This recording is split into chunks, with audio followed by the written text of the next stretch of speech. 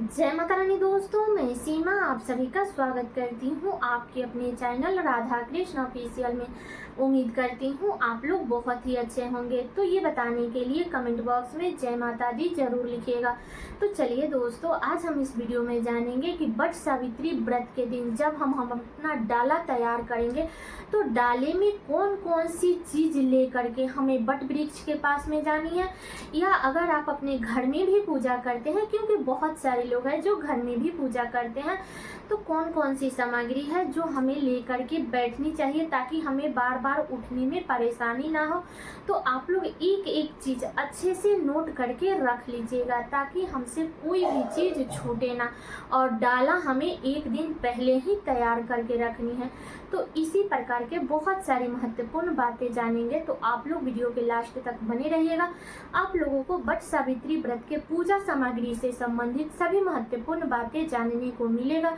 तो चलिए वीडियो को शुरू करते हैं और जान लेते हैं सभी महत्वपूर्ण बातें। तो सबसे पहले बता दूं दोस्तों कि अब की बार साल 2025 में वट सावित्री का जो व्रत है वो 26 मई को रखा जाएगा। दिन है सोमवार, ठीक है। तो इस दिन आप लोग जितना सुबह हो सके उतना सुबह उठ जाइएगा। उठ करके आप लोग अपने नित्य कर्मों से नियमित होकर के और दातुन से मुख धो करके आप लोग स्नान कर लीजिएगा। इसके बाद में अगर आपके यहाँ कोरा साड़ी पहना जाता है तो कोरा साड़ी पहन लीजिए, नहीं तो कोई भी धूला फीचा आप लोग साड़ी पहन सकती है, कोई दिक्कत नहीं है, ठीक है। तो आप लोग इस दिन 16 श्रृंगार कीजिएगा। एक दिन पहले ही मेहंदी लगा लीजिएगा, ठीक है। पैर में महावर, मंगलसूत्र और टीका आप लोग जरूर पहनिएगा। बिछुआ, ये सब मतलब कि जो भी जेवर है वो आप लोग जरूर पहन लीजिएगा। और 16 श्रृंगार जो होता है, बिंदी, सिंदूर, चूड़ी, महावर, सारे श्रृंगार कर लीजिएगा अच्छे से सज सवर करके। तब हमें वट वृक्ष के पास में जानी है। चलिए जान लेते हैं कि हमें कौन कौन सी सामग्री अपने डाला में सजा करके वट वृक्ष के पास में लेकर के जानी है। तो सबसे जो पहली चीज़ है वो है हमारी शादी की चुंदरी। अगर आपके पास में है तो आप लोग शादी का चुंदरी आप लोग ओढ़ के भी वट वृक्ष के पास में जा सकती हैं, या आप अपने डाला में भी संभाल करके लेकर के वहाँ जा सकती हैं। और वहाँ पूजा करते समय आप अपने सर से ओढ़ करके आप लोग पूजा पाठ कर लीजिएगा, ठीक है।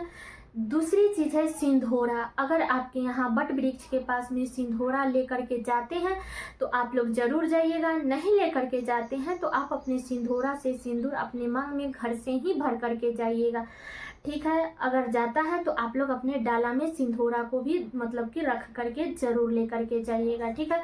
और जिनके यहाँ सिंधोरा नहीं जाता है तो वो लोग अपना एक पैकेट सिंदूर खरीद लेंगे और उसी से पूजा पाठ वहाँ पे वट वृक्ष के पास में करेंगे।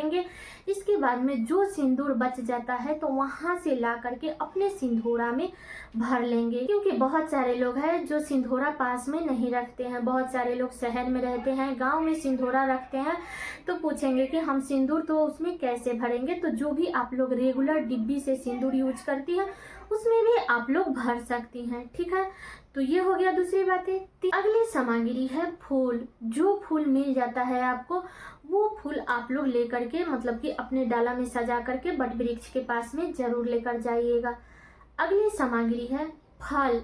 इसमें 5 प्रकार का फल जाता है। तो जो भी मौसमी फल आ रहा है, सेब, संतरा, केला, खीरा, मतलब जो भी मौसमी फल आ रहा है वो आप लोग 5 प्रकार का फल ले लीजिएगा वट वृक्ष के पास में चढ़ाने के लिए। और बता दूं दोस्तों कि बहुत सारे घरों में गुलगुला, पुआ ये सब जाता है। तो आप अपने घर का नियम मतलब कि देख लीजिएगा। कुछ नियम हमें अपने घर का भी देखना चाहिए। तो आप लोग चाहे तो पुआ गुलगुला भी लेकर के जा सकती हैं, या आप चाहे तो 5 प्रकार के फल भी लेकर के जा सकती हैं वहाँ वट वृक्ष के पास में चढ़ाने के लिए, ठीक है। अगली चीज़ है जौ। पता नहीं बहुत सारे लोग समझेंगे भी नहीं, लेकिन जब आप लोग पूजा सामग्री जहाँ पे दुकान पे मिलता है वहाँ पे जा करके आप लोग जौ के बारे में पता कीजिएगा। तो इस व्रत में जौ का बहुत अधिक महत्व होता है। तो आप लोग जौ जरूर एक दिन पहले खरीद के रख लीजिएगा, क्योंकि इस दिन जौ करना मतलब कि स्वर्ण दान करने के बराबर फल मिलता है। तो इसलिए इस दिन आप लोग जौ का दान जरूर कीजिएगा, ठीक है। छोटा छोटा पैकेट में भी मिलता है, पूजा जहाँ पे पूजा सामग्री की सामान मिलती है वहाँ पे मिलता है। तो आप लोग जौ ले लीजिएगा। इसके बाद में दान करने के लिए श्रृंगार का सामान, जो भी चूड़ी, बिंदी, महावर, नेल पॉलिश, सिंदूर, ये सब चीज़ें आप लोग दान जरूर कीजिएगा, क्योंकि सुहाग के व्रत में दान करना बहुत अधिक श्रेष्ठ माना गया है। तो इसलिए इस दिन आप लोग सुहाग की सामग्री दान जरूर कीजिएगा। अगर कोई पंडित ब्राह्मण लेने वाला है तो उसको दे दीजिए, अगर कोई लेने वाला नहीं है तो आप लोग किसी भी सुहागिन महिलाओं को आप लोग दे सकती है। लेकिन इस व्रत में आप लोग सुहाग की सामान का दान जरूर कीजिएगा, ठीक है।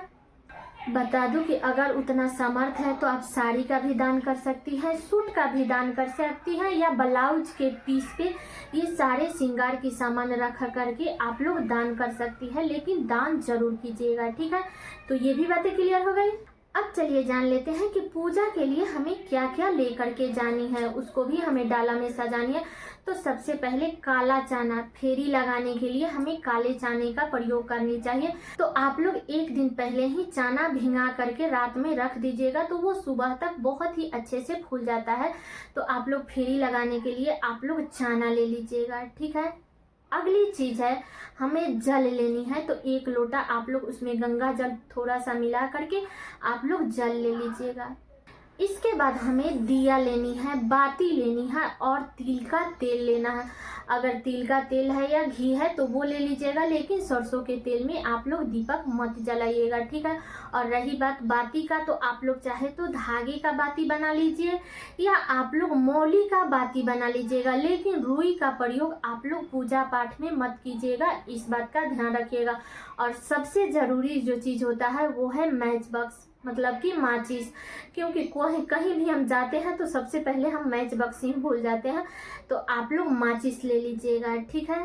इसके बाद अगली चीज़ है मोली, जो जिससे हम फेरी लगाते हैं, घूमते हैं, पैर में लपेटते हैं। तो आप लोग मोली ले लीजिएगा, या आप चाहे तो जिस मतलब धागे से हम लोग कपड़ा सिलते हैं तो उसमें का नया रील आप लोग ले लीजिएगा, ठीक है। अगली चीज़ है कपूर, तो आप लोग कपूर ले लीजिएगा वहाँ पे आरती करने के लिए। जब आप लोग वहाँ पे फेरी लगा लेती हैं, पूजा पाठ कर लेती है, इसके बाद लास्ट में हमें आरती जरूर करनी चाहिए। तो वहाँ पे तो बहुत अधिक भीड़ रहती है, लेकिन बचा करके कोशिश कीजिएगा कि आरती कर लीजिएगा। लेकिन मान लीजिए उतना भीड़ है, हमें बचा करके कोई कार्य करनी है, ये नहीं कि हम अपने पूजा पाठ के चक्कर में किसी का कपड़ा हमसे जल गया तो वो मतलब कि लड़ाई झगड़ा करते हैं। तो आप लोग ऐसा कार्य मत कीजिएगा। मतलब अगर वहाँ पे जगह है तो आरती कीजिए, नहीं है तो आप लोग जो दीपक जला करके रखिए उसी से आप लोग मतलब कि 5 बार आरती कर लीजिएगा, कपूर मत जलाइएगा, ठीक है। अगली चीज़ है सावित्री माता को चढ़ाने के लिए अगर आपके पास में कोरा कपड़ा है तो आप लोग ले लीजिएगा। किसी भी ब्लाउज वगैरह हम लोग मतलब रखते हैं तो उसमें का जो भी पीस काटा हुआ छोटा सा कपड़ा आता है तो वो आप लोग ले करके वस्त्र के रूप में सावित्री माता को जरूर चढ़ाइएगा, ठीक है। या अगर वो नहीं है आपके पास में तो आप लोग कलावा भी वस्त्र के रूप में चढ़ा सकती है, ठीक है। अगली चीज है ऐपन, जिससे हम सावित्री माता की प्रतिमा बनाते हैं। तो आप लोग ऐपन, आप चाहे तो चावल के आटे का भी ऐपन बना सकती हैं या आप गेहूं के आटे का भी ऐपन बना सकती हैं। तो आप लोग ऐपन जरूर बनाइएगा, क्योंकि डायरेक्ट हम पैर में सिंदूर लगा करके वो सिंदूर हम अपने मांग में नहीं भरते हैं, इसलिए हम सावित्री माता को सिंदूर लगाते हैं और वही उंगली अपने मांग में भरते हैं।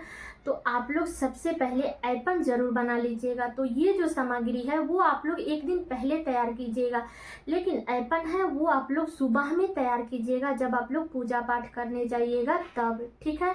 तो यही सब पूजा की सामग्री हमें बट वृक्ष के पास में लेकर के जानी है।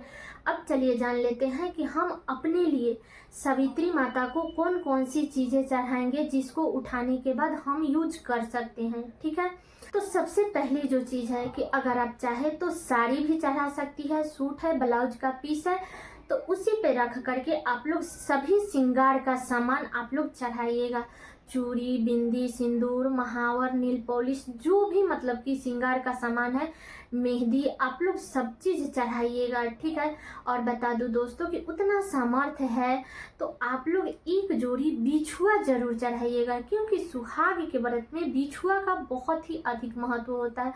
तो अगर है उतना तो आप लोग जरूर चढ़ाइएगा, नहीं है तो कोई बात नहीं, आप लोग सिर्फ श्रृंगार का सामान भी चढ़ा सकती हैं, ठीक है।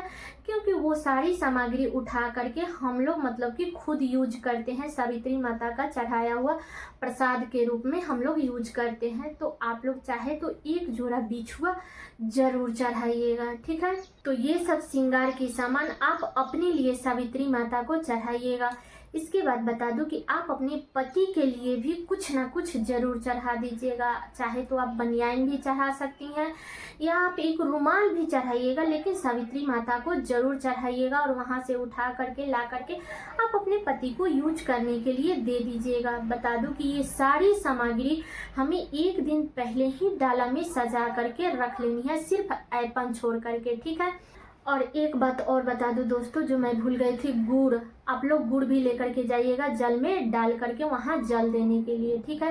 अगली चीज है पंखा। तो बता दूं कि इस व्रत में 2 पंखा लगता है। एक तो सारी सामग्री, जो भी श्रृंगार की सामग्री जो भी आप दान करना चाहती है, एक पे तो सब कुछ रख करके हम लोग दान करते हैं, और एक जो रखते हैं उसे हम लोग बट वृक्ष के पास में झेलते हैं और पति को झेलते हैं और उसको संभाल करके रख देते हैं 1 साल के लिए, ठीक है। तो जिनको भी पंखा मिल जाती है तो उनके लिए तो बहुत अच्छी बात है, और जिनको नहीं मिल रही है वो लोग अपना कूट का काट करके आप लोग पंखा जरूर बना लीजिएगा, ठीक है। क्योंकि इस व्रत में पंखा का बहुत ही अधिक महत्व होता है, तो आप लोग पंखा ले लीजिएगा।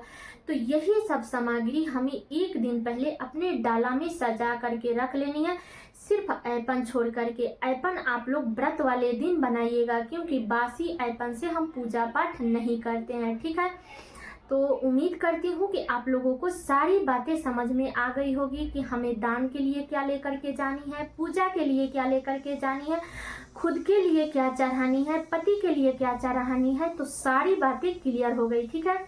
तो यही सब सामग्री लेकर के अगर आप बट वृक्ष के पास में जा रही हैं तो वहां भी यही सब सामग्री लेकर के जाइए, और अगर आप घर में भी पूजा कर रही हैं तो इतना सामग्री लेकर के आपको घर में भी पूजा पाठ करनी है, ठीक है। तो सारी बातें क्लियर हो गई। उम्मीद करती हूँ कि आप लोगों के लिए वीडियो बहुत ही उपयोगी होगा। तो ये वीडियो मेरा यहीं तक का था। कैसा लगा ये वीडियो आप लोग कमेंट करके ज़रूर बताइएगा। चैनल पे नए आए हैं तो सब्सक्राइब कर दीजिएगा, वीडियो को लाइक कर दीजिएगा और वीडियो को शेयर कर दीजिएगा, ताकि हर किसी को बट सावित्री व्रत की पूजा सामग्री से संबंधित सभी महत्वपूर्ण बातें जानने को मिल सके। तो चलिए दोस्तों, मिलती हूँ अगले वीडियो में किसी नए वीडियो के साथ में। तब तक के लिए नमस्कार।